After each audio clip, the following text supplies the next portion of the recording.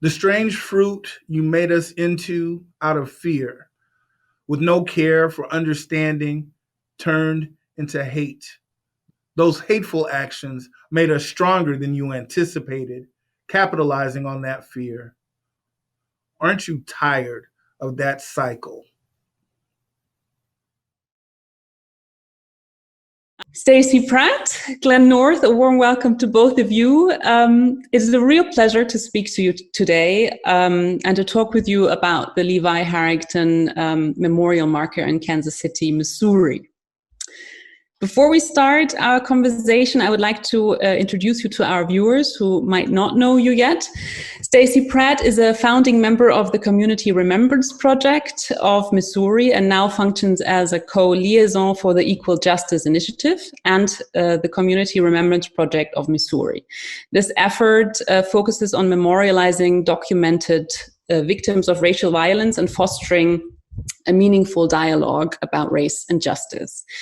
She spent 5 years as the executive director of Missourians for Alternatives to the Death Penalty and previously acted as the legal director for the ACLU of Nevada. She's currently the director of public services at UMKC School of Law, but she's speaking on her own behalf today. A warm welcome to you, Stacey. Thank you for being with us. Thank you so much for this opportunity. I appreciate it. Glenn North is a spoken word artist and the author of City of Song, a collection of poems inspired by Kansas City's rich jazz tradition and the Black experience. Glenn serves as the co-liaison for the Equal Justice Initiative and the Community Remembrance Project of Missouri. He's also the executive director of the Bruce R. Watkins Cultural Heritage Center, which is a multi-purpose center aimed at commemorating and interpreting the African-American diaspora, particularly in the state of Missouri, the city of Kansas City, and its surrounding areas through fostering educational and cultural programs regarding the past, present, and contemporary contributions of African Americans who served to shape the city and the state's history and culture. Glenn, a very warm welcome to you as well. Thank you for being with us today and talking with us.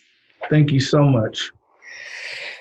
So we want to speak about the Levi Harrington Memorial Marker in Kansas City today. And for those like me, unfortunately, who have not heard, or I've heard about him, but who have not been to Kansas City yet, and who have those people who have not heard about Levi Harrington before. Glenn, maybe you can tell us a little bit about what kind of man Levi Harrington was, and what happened to him and when. So give us a bit of an insight into his story. Well, yeah, Levi Harrington was, by all accounts, a decent man, a family man. I worked at the Black Archives at the time. I started working with Stacey on the Community Remembrance Project, and our archivist at the time, Jerry Sanders, really helped us to learn more about who Levi Harrington was. And on April 3rd, back in 1882, there was a police officer who was trying to arrest two African Americans who had been accused of robbery, and he was killed in the process. And so Levi Harrington, who was just walking in that part of town that day, was arrested really for no other reason other than he was Black. And as word got around the city that this white officer had been killed, a mob developed. And as the police force was attempting to transfer Mr. Harrington to a more secure location, the mob of what is believed to be over 2,000 people just took him from police custody, took him to the Bluff Street Bridge, hung him from a beam off that bridge, and another person who was in that mob went on to shoot him in the neck, and they just took him down and left his body there. And so the marker was erected at the site where the mob gathered to view the lynching. The actual place under the Bluff Street Bridge is a little difficult to access now. And so Stacy and other members of the Community Remembrance Project thought it would be fitting to place the marker in the place where the people were spectators who were singing and laughing and kind of creating this carnival atmosphere. It's really horrible, and unfortunately, it's one of many horrible stories that Black men and women had to suffer in those times. Stacy, tell us how your work on the marker began, and how you met Glenn, and how you came together on that project. There are a couple of layers to this, and I was very fortunate to connect with Glenn early on, as well as Jerry Sanders at the Black Archives. And, I came to this in my position as the executive director of Missourians for Alternatives to the Death Penalty. So my role was to be an advocate against capital punishment. But I couldn't help but notice the connection between the areas in Missouri which engaged extensively in lynching practices and the areas that supported capital punishment. They're one and the same. And so understanding the deep connection between the history of racial terror in Missouri and its current application of the death penalty, I felt that we needed to tell the story. So many people in Kansas City, too, didn't know the story about Mr. Harrington. And when I met with Glenn and Jerry, we recognized the value of telling this story and claiming the opportunity for truth telling. One of the things Brian Stevenson has said at EJI is that we cannot begin the process of reconciliation and healing in this country until we begin to tell the truth. And so many communities like Kansas City had not told the truth, had not shared what happened to Mr. Harrington that day. And I feel that there's a sacred obligation to share his story, to commemorate his loss, and to acknowledge the extent to which acts of racial terror against folks like Mr. Harrington have truly pervaded our community and shaped not only what happened in the past, but what's happening today. So we started together. We worked closely on collecting soil for Mr. Harrington, which was close to the Bluff Street Bridge. We had the mayor involved in that. And then we proceeded from there to develop the marker, which we erected in December of 2018. And that's where Glenn North shared a poem that he had written about the Lynch family blues. And the community came together in kind of a cold, wintry, horrible day, which in some ways felt right, to tell the story and to listen. And to me, one of the reasons, Glenn shared in terms of where we put the marker is because to me and others, it identified the bystander problem, where people will stand by and watch acts of horror and watch acts of violence and do nothing. And so that marker stands as a call not to be the bystander, but to actually take action in situations where you encounter racial violence and you encounter acts of racial terror. Also today, I guess it's really a reminder of that. And so it was, if I understand you right, it was very important for you that the marker is standing at nearly the exact same spot where actually Mr. Harrington had to endure this terrible fate. Yes, and where people would have stood and watched this terrible murder and did nothing. Yeah, exactly. And I mean, yes, Glenn, you wanted I'm sorry. I just, to piggyback off of what Stacy said and kind of connecting the dots to what we see happening today. EJI is very intentional in their use of language when they say racial terror lynching.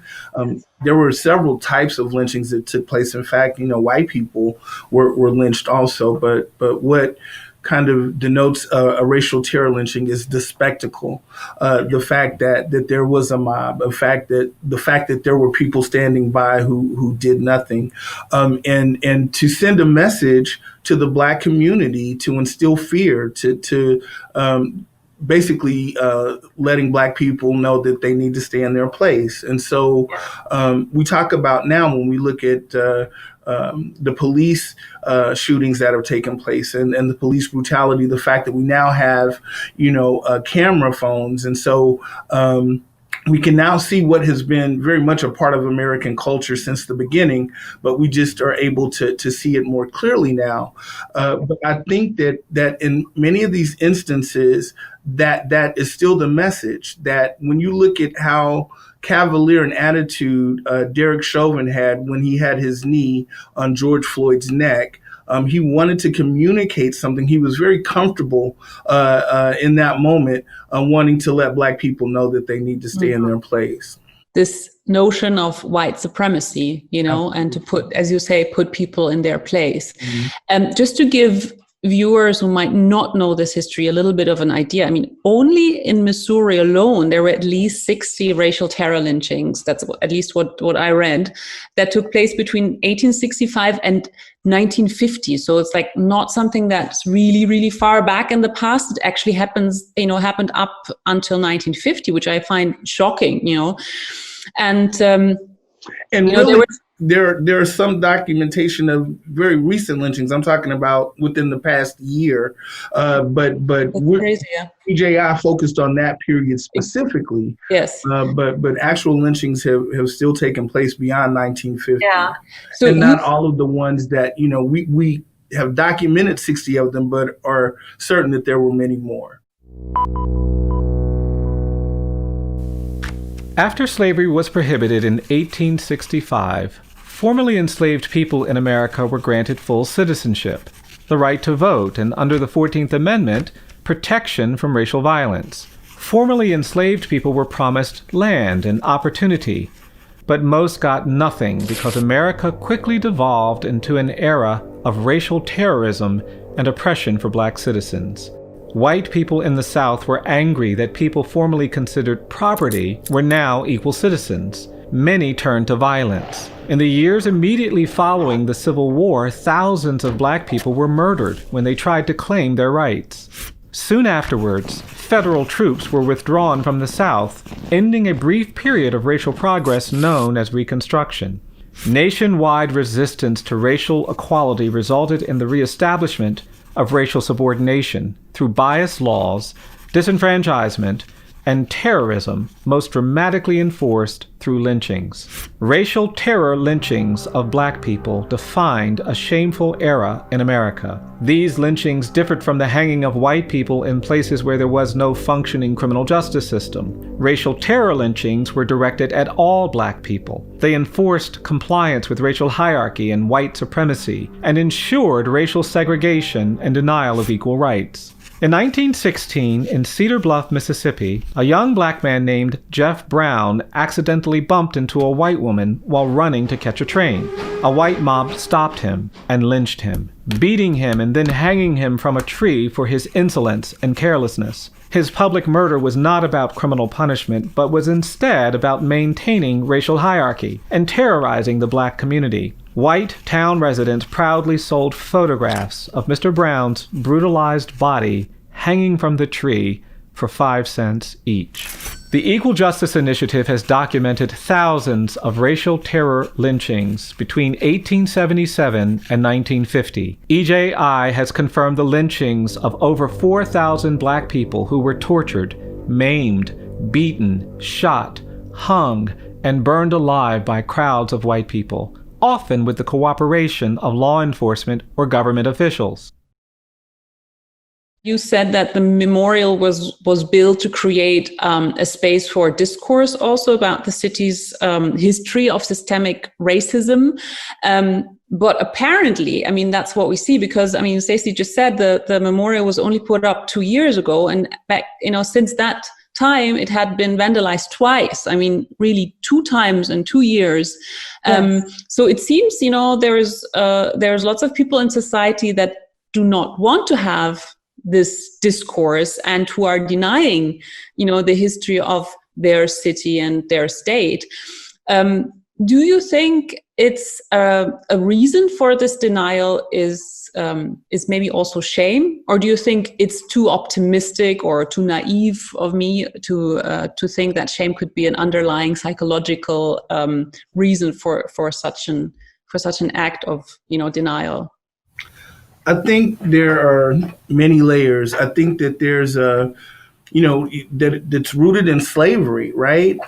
There had to be, when you are wanting to enslave and kidnap and just inflict all kind of horrible physical and mental abuse, you have to say, for your own, sense of humanity, that the person or the people that you are oppressing are not humans, right? Mm-hmm. So there's a cognitive dissonance that kind of takes place to allow you to participate in that kind of evil. So I think that it stems from that. And America, has never wanted to have the conversation from a white perspective because of the shame or the discomfort. And I think that, as strange as it may seem, some Black folks don't feel comfortable with that conversation because there's also a sense of shame in that, our people weren't able to overcome and weren't able to exert any type of agency to get out of slavery. So it's a difficult situation from both ends. But when we look at what happened with the vandalism, I think those are people who want to have the continued conversation of the importance of white supremacy. The people who vandalized the marker, I think, are wanting to communicate a very clear message that they still don't view Black people as being fully human. I'd like to add to that, if I might. Yeah, I couldn't agree with Glenn more. I think what we see in the vandalism, and this just didn't happen to Mr. Harrington. It happened to the marker that is in existence for Emmett Till, who was lynched in a horrible, horrible spectacle in Mississippi. His marker has been taken down 4 or 5 times and shot with bullets. And, and the people of the community keep resurrecting the marker with this idea that we will not be discouraged, that there is this right to claim public space for truth. Mm-hmm. And that there are members of our society in America who still struggle with that reality. And quite frankly, there are people who embrace racist ideologies and are perpetuating that continued bigotry. And we just have to be honest about that reality. And in my mind, that argues for the need of the markers even more. That they are kind of a barometer of the racial tension that currently exists because we haven't told the truth, because we haven't had these stories or these conversations. And, it's really powerful to me, this resilience. We will put the marker back up. And, we hope to do it on April 3rd next year, if pandemic permits us. But I think there is this, that people need to understand that there is a right to claim public space. There is a right to tell the truth. And there is a right to acknowledge the horrors that have happened, that our public spaces are not just meant for situations where people who have a power put in monuments to remind others of their power. But we have a right to take power too. So I think it's a complex issue, but I think about the vandalism of Levi Harrington's marker, and I think about the fact that the most recent instance of it involved not only tagging it with paint, but literally decapitating it, taking a tool to remove the head of the statue and throw it down the hill, almost resurrecting exactly what happened to Mr. Harrington. And to engage in that level of violence speaks to me of an inherent problem that is pervasive, substantial, and something that we need to confront. So I feel like when we look at this vandalism, it tells us a story. And because you said it's pervasive and it's still there, I read also that you have, and you also just talked about other monuments, that maybe, white supremacists want to have up and to kind of, because the Confederacy, is something that is important to look up to.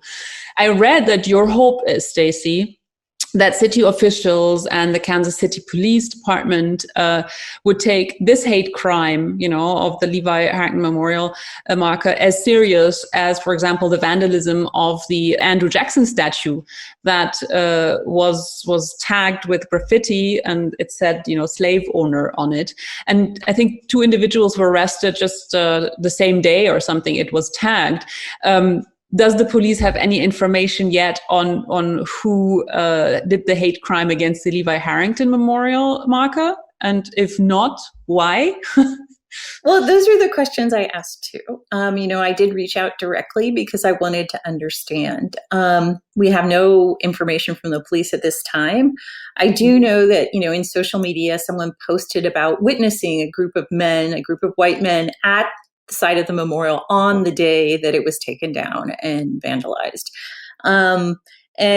One of the suggestions I had was maybe we could create a reward for people to share information. Or I noticed in the Emmett Till case, they actually had to have a separate investigative reporter look through social media to find students from Ole Miss, Mississippi, who had posed with the Emmett Till marker and were proud that they had shot it up in order to find the perpetrators. I think this speaks too to we want to know this information, not out of a sense of bloodthirsty vengeance, but more of a sense of accountability. It tells us a story that someone feels that violently towards the marker. It also tells us a story that the community and the police can instantly identify an act of vandalism against Andrew Jackson, who was a slaveholder and who stands prominently in front of our courthouse, which, just as Glenn was saying, that sends a message. Whose justice system is this? Is this for you? Or is this a message that this courthouse is only for people who are white? And so, I think we need to think deeply about the existence of statutes and monuments, how they're treated, how they're policed. There's a really interesting thing that I have learned. Many people in America have this idea that Confederate monuments were erected directly after the Civil War. That's not true. The majority of them were erected between 1900 and 1920 at a time when there was a great demand for civil rights. This was also the time period when most American states were enacting Jim Crow laws, which created kind of the American apartheid.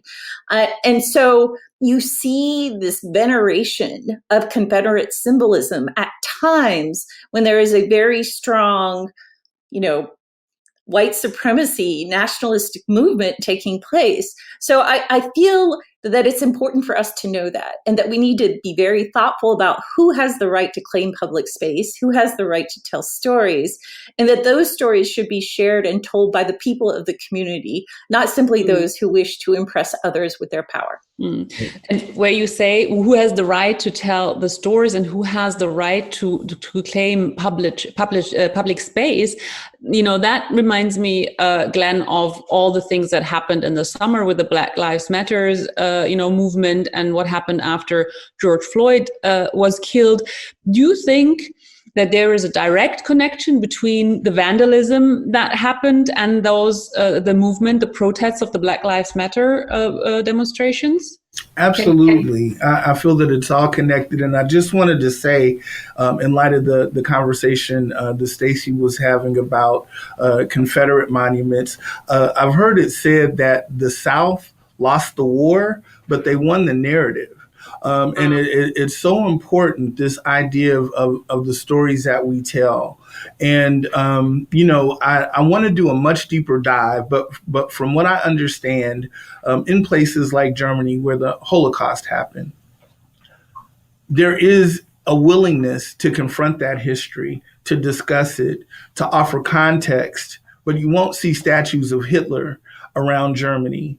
In South Africa, after apartheid, it seems that there was a willingness to try to reconcile and have open and honest discussions about what happened historically and how we move forward. And so currently, with the Black Lives Matter movement, and if you think about it, I heard a comedian, ironically enough, saying, we've only asked for very basic things. The civil rights movement, could you just be civil? Could you just agree to treat us with civility? Black Lives Matter. That's just saying, can you recognize that our lives matter? And people have an issue with that. People find that statement in many cases offensive. And so I think that the movement, is addressing a lot of different things on a lot of different levels as it pertains to claiming public space. Here in Kansas City, the city council elected to have 6 murals erected, street murals with Black Lives Matter throughout the city. The one that was installed up north was vandalized the next day. So yeah, there is a direct connection between these kind of racist ideologies and the vandalism of monuments, because symbols are important.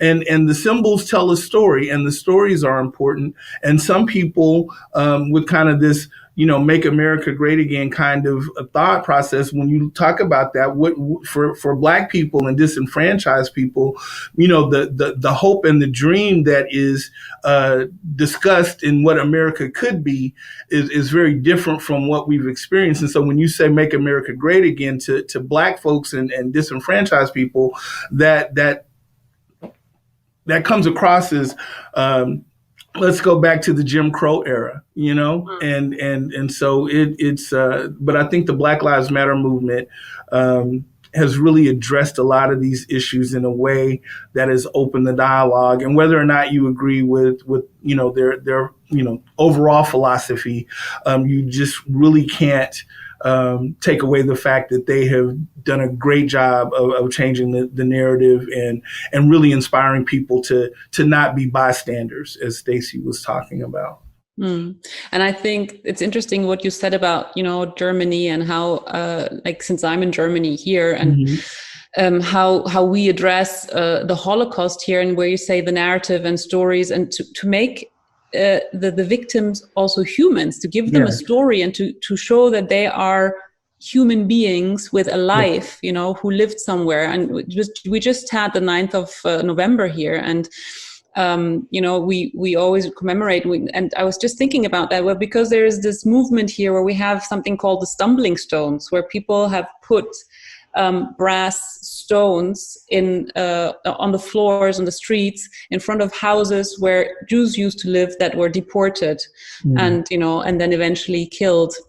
And it's a reminder every day you walk past a house like this, that somebody lived there, who had a life, who was just like you, who had family, kids, fathers, mothers, and to give them a story, to give them really, to put them back and give them a life, and make them human beings. And that's something that because you also touched upon that, which I found so shocking when I read about the lynchings. These lynchings occurred everywhere in the US, and up until, as you said, up until the 1950s, but even, later on. And as in the case of Levi Harrington, there were like 2,000 people, as Stacey said, onlookers watching. And it's shocking when you hear that these lynchings were like normal events. They were like, like a spectator sport, with thousands of people coming, in their Sunday bests, bringing their children, and then, watching as people were hanged, shot, and then even, mutilated, and they took home even body parts. I mean, how can anybody, they dehumanized people. And I think Brian Stevenson said killing them was not enough. So what does it do to a community? What does it do to a country and people? What legacy and what consequence does it have, on the psyche of Americans, Black and white, with having all these images in mind, Stacey? What does it do to people? I think Brian Stevenson has talked about the fact that racism poisons everyone, including the white people who perpetrate it. That it dehumanizes you to take that stance, to engage in that behavior. You have to kind of, welcome the devil into your heart, really, to engage in that behavior. And that's destructive too. And, as we're talking about what happened to Mr. Harrington, in capital punishment, I worked with two gentlemen, Joe Amrine and Reggie Griffin from Kansas City, two African-American men who spent decades on Missouri's death row and were exonerated. They were innocent men, but they would tell me about what it was like on execution day. And it would be a party. The guards would bring their children. It would be a picnic. It would be all of these things, like a bizarre celebration. So as horrible and terrifying the spectacle of what happened to Mr. Harrington is, we must remember that can be ongoing, that's not just yesterday. I think sometimes we try to distance ourselves from history as if it's something in the past, but it's still occurring. If you look what happens to, in Missouri, you are 14 times more likely to get a death sentence if your victim is a white woman as opposed to a black man. And that's true today. And when you look at death row, it's disproportionately people of color. So the history hasn't changed. It's simply altered form. Brian Stevenson talks about capital punishment as being the stepchild of lynching. And in my look at the history in Missouri, essentially people took lynching from outside and brought it inside. And with just a veneer of due process. The court might make a decision in an hour. So I think we have to really grapple with the fact that we have institutions in place, since the beginning of time and through today that do not treat Black lives with value. And that's happened with George Floyd. It happens when we deal with capital punishment. And it happened when we're talking about lynching. But how can you change this? How can you change something that is so, entrenched, that is so deep in the psychology of a society? This acknowledgement, and how can you start the healing process? Well, in therapy, especially like recovery, they talk about the fact that you're only as sick as your secrets, right? In many ways, this history is suppressed, almost as if this collective America, if we look at ourselves as a family, there's this dark family history that we're not willing to discuss. So you had asked Stacey earlier about, how does it impact us? I would say that all of us in America on some level operate from a place of dysfunction as a result of racism. And so we have to bring it to light. We have to discuss it. We have to face the opposition. There will be people who will be, at the very least, uncomfortable with the conversation, at worst, who would want to vandalize a historical marker or to actually take a Black life. But until we have the courage to confront it, to discuss it, it won't change. But, I do think that one of the things that made this moment, this current movement, this reckoning that we see taking place, and I hope I don't sound naive when I say this, but it seems to me that there were more white people who were willing to protest, to speak up, than what we've witnessed in the past. I think the language has helped us to articulate things better, in that when you have discussions about white supremacy, when you have discussions about white privilege, when you have discussions about white fragility, which is kind of what we're dealing with when we say there's this reluctance to have the conversation. I think that language gave white people in particular a different way of seeing the problem and a different way of, being more willing to confront it. It seems to me that the white people that I've had conversations with, there was a man who made a delivery to the center, a UPS guy. And just out of the, he asked me what the center was for. And, I told him we celebrate African-American history and culture here. And he's like, well, what do you think about this white privilege thing? What is that all about? And to be honest with you, I do think that he's probably somebody who previously had not had those conversations, but for him to just want to initiate a conversation with me, who's a stranger at that time, and to get my perspective, I don't know, was in some way encouraging to me. What you said about acknowledgement, the Equal Justice Initiative built a memorial in Montgomery, Alabama, a memorial for victims of lynching, which is called the National Memorial for Peace and Justice. And I haven't been there, obviously, since I'm in Germany, but I saw pictures of it, and it's huge, and it's beautiful, really. I think it looks really beautiful, and you can walk through it for those people who haven't seen it. And it's with these huge steel markers that are hanging from the wall where you can walk through them. And it kind of reminded me of the memorial to the murdered Jews of Europe in Berlin, as we were just talking about. Germany, where you also have thousands of these concrete slabs that you can walk through, which is, I think, a really beautiful idea, of commemorating and commemorative culture. How important do you think is a project like that for the African American community, that to commemorate and to have a place like this? I Stacey. think it's incredible. Stacy could probably speak more because she's been up close and personal. She was actually able to go to the opening of the Legacy Museum and to visit the memorial.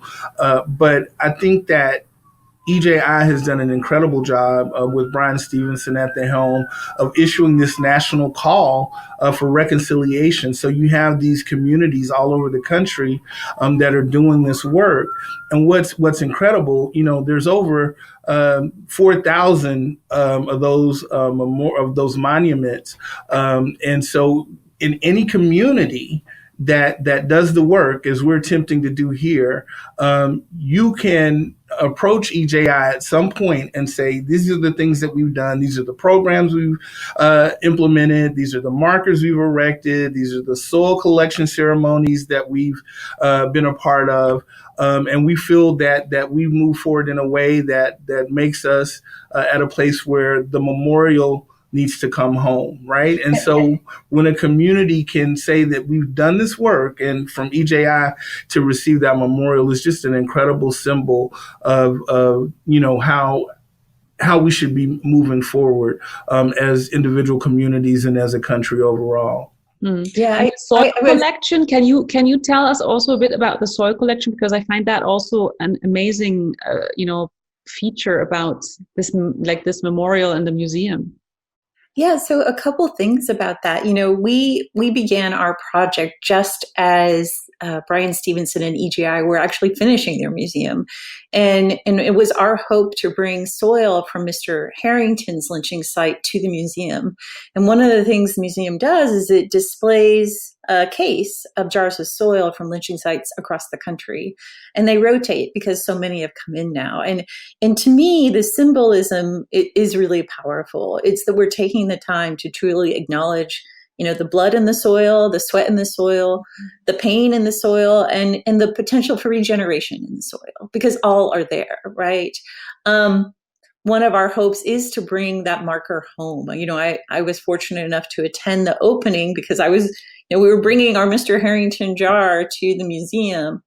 And I saw the Jackson County Memorial, and it's truly an aspiration, to bring that home is a symbol that we are really engaged in the conversation.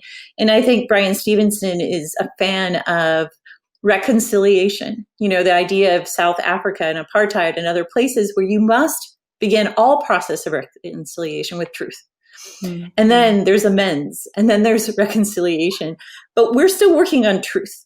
and so that's where we are now. But I always have hope, because I have spoken to people from, across communities who are starting to, when they engage, when they learn about the soil collection, when they learn about the marker, there's this pause where people say, I didn't know that happened, but I want to know more, and I want to know why. And so that's certainly not the end of the story, but I think particularly folks in the white community have an obligation to do more, to kind of get in the boat and row an oar, not be the front of the boat, but be part on the boat. because really, people in the white community are responsible for the problem. So it's incumbent to take action. And I think that this is an opportunity to do that and to heal, and to kind of give an opportunity for us to really acknowledge through the soil, through bringing home through actually doing the work to bring home the marker, that our communities can get better. Mm. What will happen if people do not a good enough job on acknowledging the past and the past crimes and the suffering that the Black community has, had to endure? What will happen then? So, go ahead, Glenn. No, I was just going to say, I think we've seen it over the past 4 years, at least in America. When President Obama was elected, there was just kind of this feeling in the air that America had started to move forward, that there were possibilities for equality in this, experiment that we call a democracy, that we were actually moving in that direction. And, just as quickly as that happened, the pendulum swings in the other direction.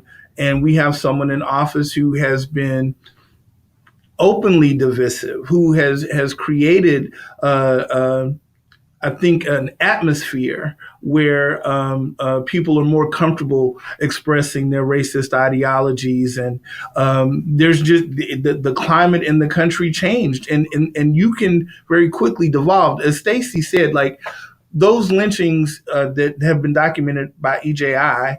They focused on that time period between 1877 and 1950, but the children who were at those lynchings are our contemporaries. You know what I mean? That wasn't that long ago. My great grandfather was born into slavery. He didn't grow up as a slave, but as a child, up until the time he was 4 or 5 years old, slavery still existed. Mm-hmm. And so we've not outrun the shadow of that horrible history. And so if we're not vigilant, I do think that we could slip into anarchy very quickly. It's an everyday ongoing struggle. I agree. I mean, I think the struggle for justice and the struggle against racism is a daily struggle. It's a yearly struggle. It's a decade struggle. It's not something that you can, at this point, ever say, oh, it's all fine. That's not the reality whatsoever. And there's an obligation to continue that struggle. And, I think this is true in any country. In Germany, if, more fascist nationalist folks arise, there could be this push, just like we see in the US. But the obligation is on the part of those who remember, the people who look at the stepping stones, the people who see the plaques and say, never again. Mm-hmm. And I think we have to get to a place where we say never again. But we are still struggling in the truth-telling portion of it. But that's what's so powerful about EJI, is it's really fostering communities to engage in this dialogue. It's not top-down. Mm-hmm. It's the people of the communities who are getting together and doing this. And that to me offers the most hope, is that we are kind of taking responsibility for our own communities and the work that needs to be done. It doesn't mean the work is done, but it means at least we put our feet on the journey. Mm. And Stacey, when you talk about a couple of things about racism being a white problem and white people having to engage, you hear the conversation now that it's not just enough to not be racist, that you need to be anti-racist. So that means you have to speak up when somebody in your family makes a joke that's inappropriate about, Black people or people of color.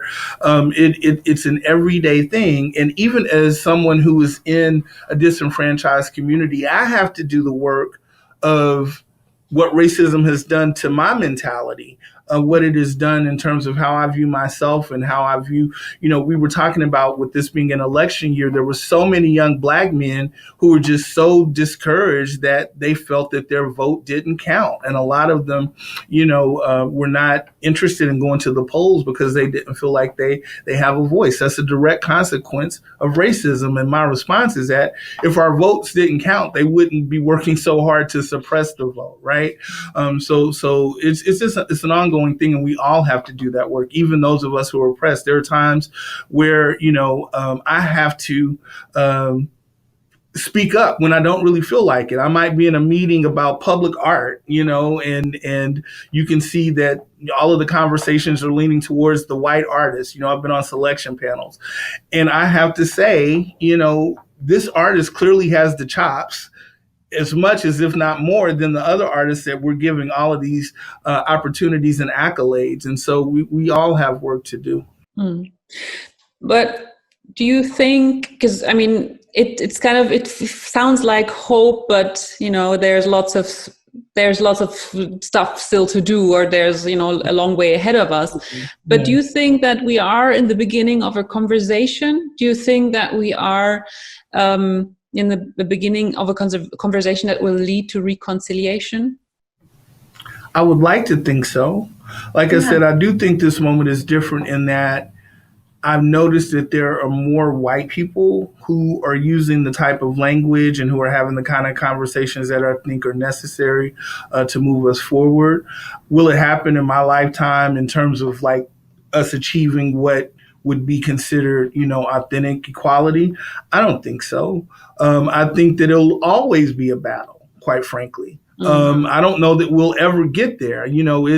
Humanity, we're very complicated, and we all have, different ways of seeing the world and different views. But I do think that at this point, we have to admit things have changed. You know what I mean? There have been some positive strides that have been taken, and I remain, cautiously optimistic. Optimistic. But I think if you lose hope, it's like those young Black men I was talking about who said, my vote doesn't count, so why bother? Well, you can't succumb to that. What I think is I guess it's quite beautiful, Stacey, when the marker was vandalized. I think very shortly after there was a big chalk drawing right on that spot. Can you tell us about that? Because I saw pictures and it looked, it's a huge drawing and it depicts not a nice scene, but maybe you tell us about it. Yeah, I think that's where my hope comes in. Exactly. Is in the resilience of people. And it's not in the sense that things are fixed by any stretch of the imagination or likely to be perfect or even 100% better or 20% better soon. But there are people who care, right? There are people who care, and there is that resilience and that determination to reclaim the space. The space was stolen by people who were acting out of hate. The space was taken back by the community with the chalk drawing and the words that, identified the reality that this is our sacred space. And so I guess for me, I'm always hopeful when I think of resilience. I think, I used to work at the ACLU, and my thought while I worked there was that, the fight for civil rights is never over. And that it's a trench warfare. It's not that you win a victory and you're done, and that each generation has to fight anew the battles that are in front of them. But that's not hopeless. That just means we know the landscape that we're dealing with, and that every victory along the way you embrace. And even though there are challenges and tremendous problems, you remain resilient because you know that there will be some victories along the way. And that hopefully, 100 years from now, 200 years from now, they're not fighting the same battles that we are. But I know that the fight is endless, but that doesn't mean it's hopeless. Yeah, so it was a drawing, and it to me looked kind of like a flower. And there was someone who had been hanged. But that the words were all about the resilience and that, we'll come back and that this isn't going to be governed by hate, right? Like there's this idea that hate is the most powerful thing we have, but it's not. It's compassion, it's humanity, it's determination, it's love. And those are the things that I think with hard work will win out. It's not Pollyannish. You are truly in the trenches and you'll get bloody, but you're not going to give up. Yeah. Strange fruit. The strange fruit you made us into out of fear, with no care for understanding, turned into hate. Those hateful actions made us stronger than you anticipated, capitalizing on that fear. Aren't you tired of that cycle? So we talked about the fact that I'm a poet, and Stacey talked about this art drawing. We have a branch of Alvin Ailey here, Kansas City Friends of Alvin Ailey. Alvin Ailey was a great African-American choreographer and the artistic director of Kansas City Friends of Alvin Ailey, Tyrone Aiken, shortly after the vandalism took place, decided to have his thesis recital in the space. He wanted to activate that space. His recital was called "We Are Not for Sale," and it was talking about the commodification of the Black body, and how, back to that word, how we're not always considered as human beings. And so the fact that he activated the space in that way, I thought was really important.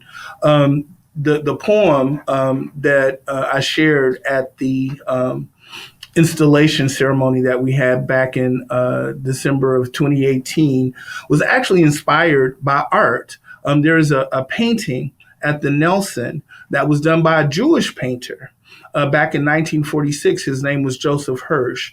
And in 1946, there was a proliferation of lynching. It's almost like lynching had hit a peak that year, and he was so impacted by it that he wanted to use his art to kind of communicate resistance.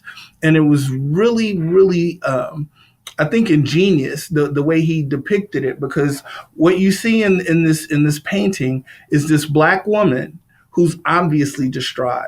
And she's holding a Black baby who's crying, and he's kind of got his fist raised, and you know that something horrible has happened. And then the title of the painting lets us know what actually has happened. And the title of the painting is Lynch Family. So it's showing this family that has been impacted by this horrific thing. And rather than showing a body hanging or the horrific images that we've seen, just to show this woman and her baby in this moment, I just thought spoke volumes. And so I wrote a poem in response to it called Lynch Family Blues. And I'd just like to share that really quickly. Please. I went out swinging last night, baby. Hope you didn't wait up for me. Said I was swinging all night, baby. Did you stay up late for me? I wasn't swinging in no joint, darling. I was out on the limb of a tree. Now I'm walking on air, baby. Feels almost like I'm free. My feet steady kicking the wind. Yeah, I'm close to being free. And for the first time in my life, darling, white folks is looking up to me. Hear me, son, your daddy loves you. Keep hanging on to hope. You the man of the house now. Gotta help your mama cope. Daddy won't be coming home no more. I reached the end of my rope.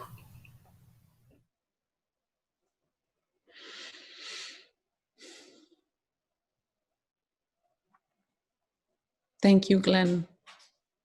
Thank you for this opportunity. It's a very sad poem, but it's beautiful.